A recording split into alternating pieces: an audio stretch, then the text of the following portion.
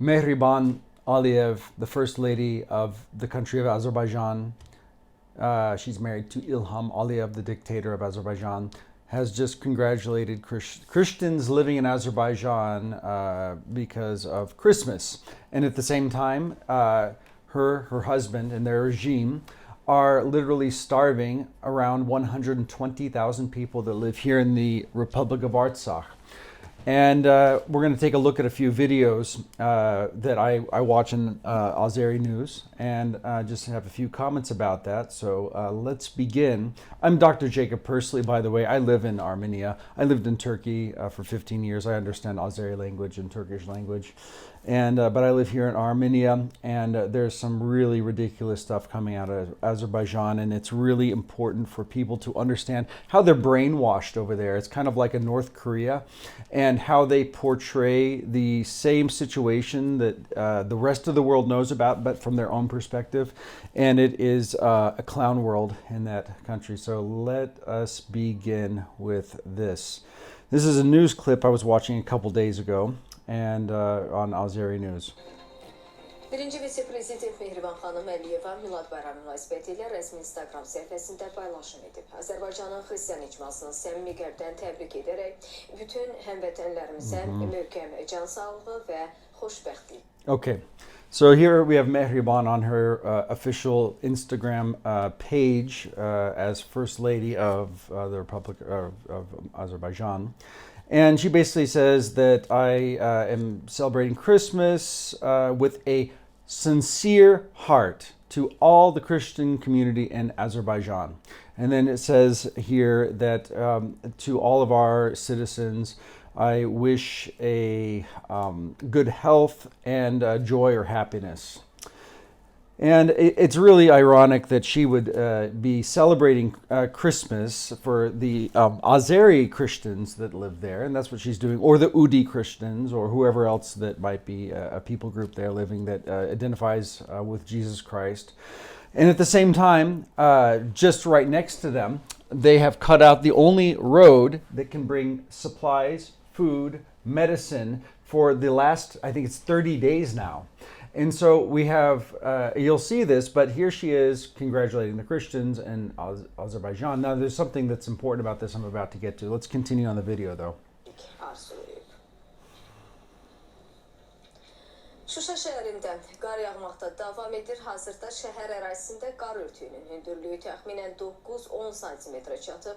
Qarın yağmağına baxmayaraq... Okay, so she goes right from the congratulations for Christmas for the Christians in Azerbaijan and goes right to the town of Sushi, which is also part of the Republic of Artsakh. But in the 2020 war, when Azerbaijan and Turkey, around 110 million people, attacked this tiny little country of Artsakh, David versus Goliath situation, they took over the Armenian city of Sushi. They call it Shusha in their language. And now they're saying, oh, let's go how cold the weather is now in Sushi. And now there's going to be so many centimeters of snow, and we got to clean the roads to make it safe, okay? Now we're going to get onto the blockade in a second here in the news. Yollarda nəqliyyatın hərəkəti məhdudlaşdırılmayıb. Aidiyyatı qurum əməkdaşları tərəfindən yollarda qarın təmizlənməsi işləri aparılır. Hərəkətin təhlükəsizliyinin təmin olunması məqsədilə. Yeah, trying to make sure things are not dangerous for the people on the roads. They're going to be cleaning the roads of the snow, right? Okay. Tədbirlər görülür. Bu barədə az sonra əməkdaşımız daha ətraflı məlumatları bizə çatdıracaq. Lakin bütün bunlara baxmayaraq Şuşadan keçən Xankəndi-Laçın yolunda aksiya gecə boyu da davam edib. Now she just said that the blockade is continuing between Sushi and Stepanakert, the capital city of the country of the Republic of Artsakh, and there's their flag. Okay, so now this is just what they're showing in their news. Qarabağ İqtisadi rayonunda faydalı yataqların qanunsuz istismarı əleyhinə Xankəndi-Laçın yolunda keçirilən etiraz aksiyası 28 gündür davam edir. Şuşa şəhərinə növbəti dəfə qar yağmağına baxmayaraq, ekofəallar yolun hər iki tərəfində hərəkətə maneə törətmədən üzərində Azərbaycan. Okay, so here we are. This started, I think it was in December 12th of last year, a blockade, literally not allowing anybody into the country of Artsakh or out of the country of Artsakh. So you have 120,000 people that are not able to get food stuff. They're not able to get medicine. The people in the hospitals that have cancer are not able to travel to Yerevan for cancer treatments. There are people that have died in the hospitals in Artsakh because of not being able to get out. People that were outside of Artsakh, that there was a whole school children doing traveling, and they got blocked out, and they haven't been able to return to their families since for the last 30 days.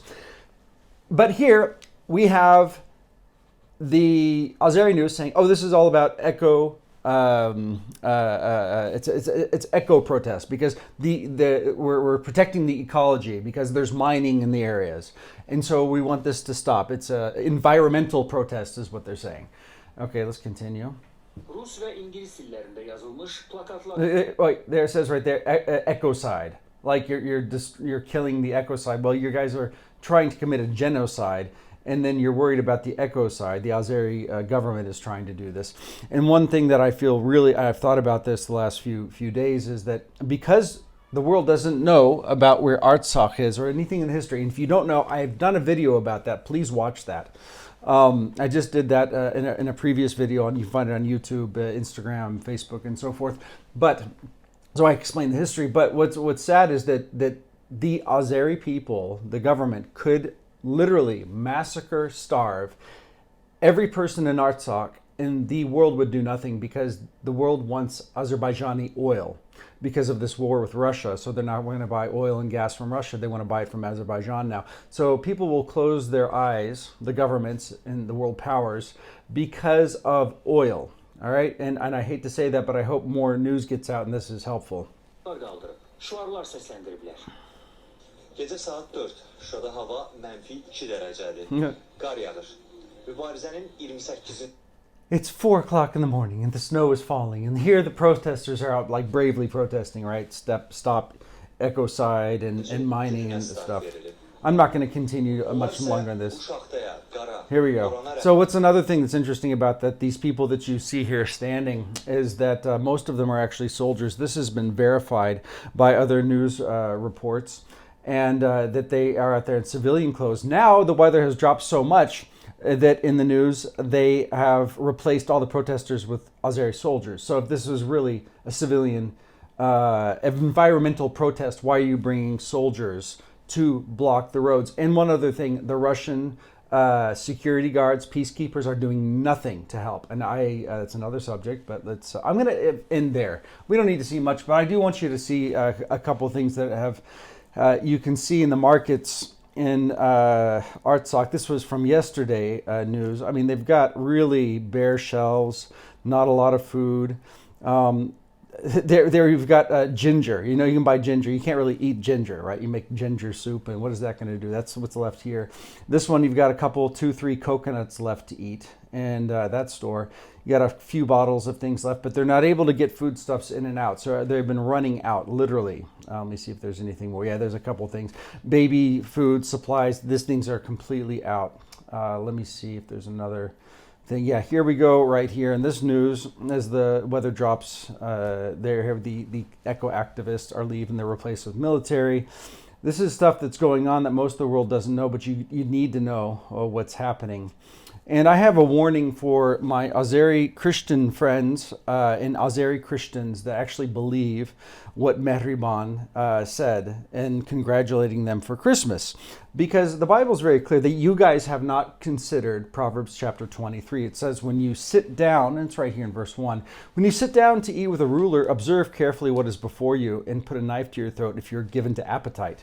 Do not desire his delicacies, for they are deceptive food. Do not toil to acquire wealth. Be discerning enough to desist.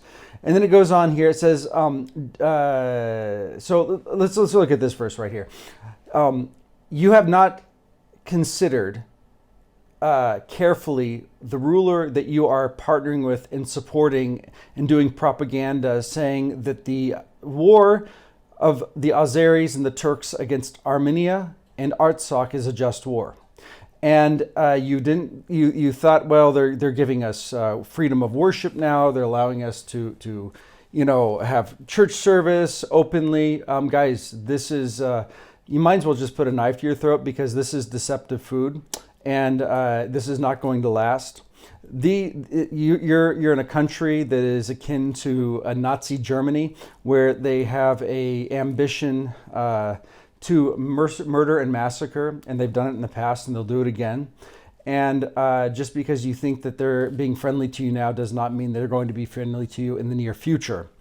Secondly, just while we're on this, I just was looking at here, and the Bible's full of a lot of wisdom, so I recommend people read it. Verse 10, it says, "Do not move an ancient landmark or enter the fields of the fatherless, for their Redeemer is strong. He will plead their case against you." Guys, you have been removing ancient landmarks. Azerbaijan, my grandfather, here he is, right here. He was born in 1896. He's older than Azerbaijan. Azerbaijan didn't exist and was not a country until 1918. This is me as a child when he is showing his Purple Heart. He was in Mexican-American War, World War I, World War II veteran.